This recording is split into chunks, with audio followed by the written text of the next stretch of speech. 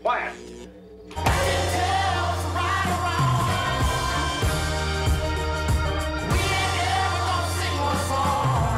Hello everyone, welcome to session 15 of LTEC 676.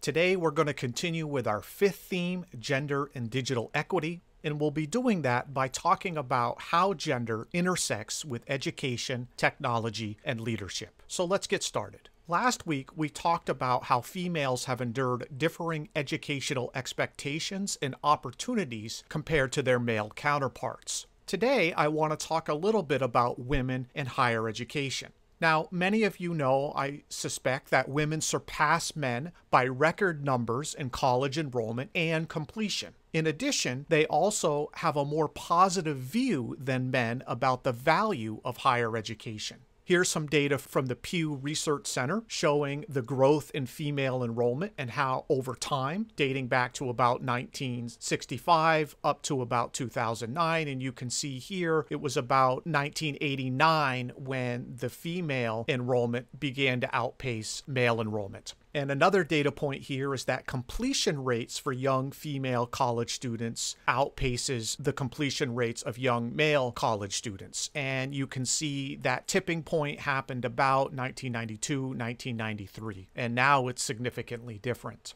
So that was a little bit about women in higher education. Let's talk a little bit more about women in the labor force. Well, as you probably know, women have strengthened their position in the labor force and boosted their economic standing by making gains in labor force participation, wages, and access to more lucrative occupations. However, progress on some fronts has stagnated and large gender gaps persist in leadership, in government, and business. So here's more data from the Pew Research Center. And here you can see that women make up nearly half of the labor force. And really that started coming together in the 1990s. We can also see that the labor rate participation rate has risen for women, although it's not as high as men. Thirdly, we could see that the gender pay gap has narrowed, even though it still exists. And lastly, women are now significantly more likely to be college educated than men. So that's an interesting data point in relation to the slightly lower participation in the labor force and the pay gap that still exists. Now let's talk a little bit about women in leadership. And I'm sure all of you in this class know that women still make up only a small share of the top leadership jobs in business and in politics. So in terms of Fortune 500 CEOs, as of 2018, women made up less than 5% of CEOs in Fortune 500 companies. And when it comes to being university presidents, as of 2016, that was the latest data available at the time of this report, women only made up about 30% of university presidents. Now, interestingly, Pew Research has done some analysis of the structural barriers and uneven expectations that may hold women back from high political office. Take a look at this graphic. Here we're seeing the percent of Americans saying that each of the following is either a major reason, a minor reason, or not a reason why there are fewer women than men in high political offices. And you can see they have them rank ordered here. The top one is women have to do more to prove themselves. 61% of respondents felt that is a major reason. The second reason, women get less support from party leaders. The third reason, women in politics face gender discrimination. Fourth, many Americans aren't ready to elect a woman to higher office. And I won't read them all, but let's just look at this last one. Women aren't encouraged to be leaders from an early age. Now, interestingly, on the right, we see a graphic showing the percent of men and women saying each is a major reason why there are fewer women than men in high political offices. So let's take the top item. Women have to do more to prove themselves than men. Only 48% of men felt that way, whereas 72% of women felt that way. We see a similar pattern with the second item. Women get less support from party leaders. And let's jump down to the third from the bottom, which says women are held to higher standards than men. 27% of men said that was a major reason, whereas 46% of women felt that that was a major reason why there are fewer women than men in political offices. Now, Pew has collected similar information as it relates to leadership positions in business. And I won't read through this, but you can take a look at it. Again, on the left, what percent say it's a major reason, a minor reason, or not a reason. And then on the right, the percent of men and women saying that each is a major reason why there aren't more women in top executive business positions. Now, let's talk a little bit about women in the tech sector. I don't think it surprises anyone, but only 23% of tech employees are women. And that's actually a decline compared to 1995, when 37% of tech employees were women. And of major concern is the fact that only 19% of students who receive a degree in computing are women, and only 2% are actually women of color.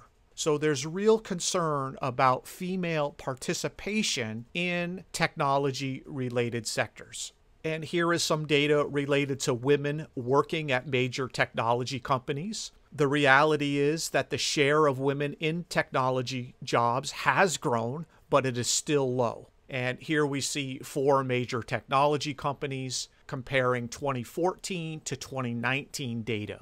The highest levels of female participation only represent 23% of the total employee base at these major companies.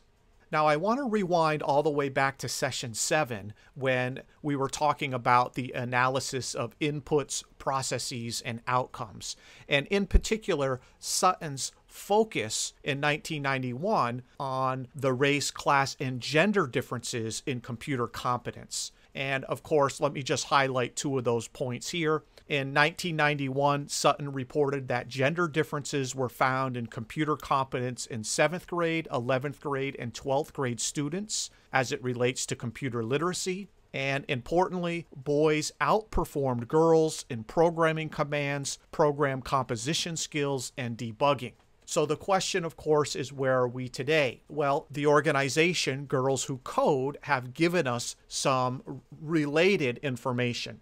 And they found that nationally, participation by girls in computer science courses in grades K through 12 only averaged 37.5% of all students. So well under the halfway point that we would expect in the year 2017-2018.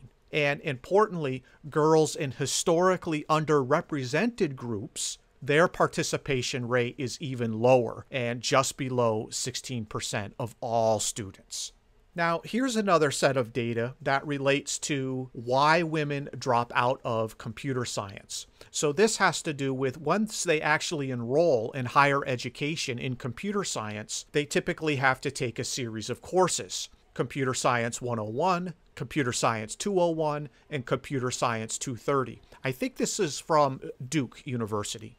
Look at CS 101. Here we see that the split between male and female students is almost even, just about 50-50. However, by the time that class is over and students enroll in CS 201, the number of female students drops to about 36%. And when that course is finished and they get to Computer Science 230, that number drops even further to under 30%.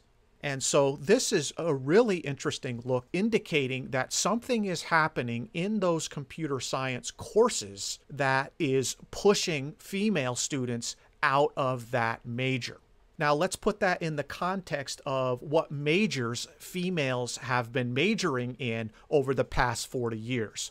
So here's some data from the NPR show Planet Money. This was reported in 2014. And as you can see here, from the 1970s up to 2010, pretty much a steady increase in female participation in medical school, law school, and the physical sciences. However, when we plot computer science as a major, we see that there was a steady rise in the late 70s up till about 1984 or so, but since that time, there has been a steady decline or a decrease in the number of females majoring in computer science. And this is, of course, a major concern given all that we know about the nature of technology and the various biases inherent in technology. So you might be asking yourself, well, why are we seeing this decline in computer science? We don't have a lot of time to go into this, but I did want to share some resources with you in case you're interested in learning more about this.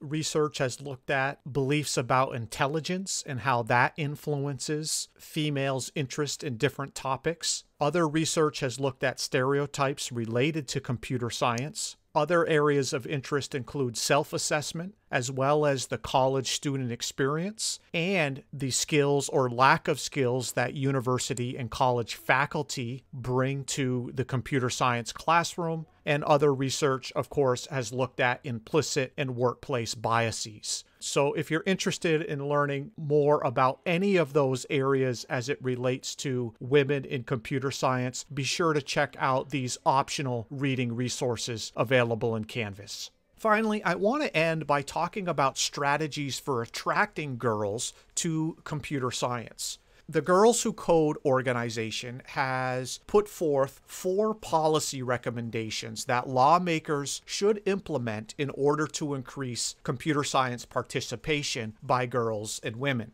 The first recommendation is to track and report data on computer science participation. They argue that data is needed in order to have a clear understanding of the extent of the gender gap in technology in order to devise targeted solutions. Their second recommendation is to increase exposure to women and other underrepresented minorities in technology. In other words, you cannot be what you cannot see. And in order to drive and maintain girls' interest in computer science, we must provide them with female role models. Thirdly, they recommend that we fund gender inclusion training with professional development. We must equip teachers with the tools they need to understand and correct for how gender biases impact learning. And their fourth recommendation is to expand computer science courses to all middle schools, not just high schools. And they argue that nearly 70% of the growth in the computing pipeline would come from changing the path of the youngest girls, especially those in middle school. Okay, everyone, we're out of time for today. Have a great week, and I'll see you in Canvas.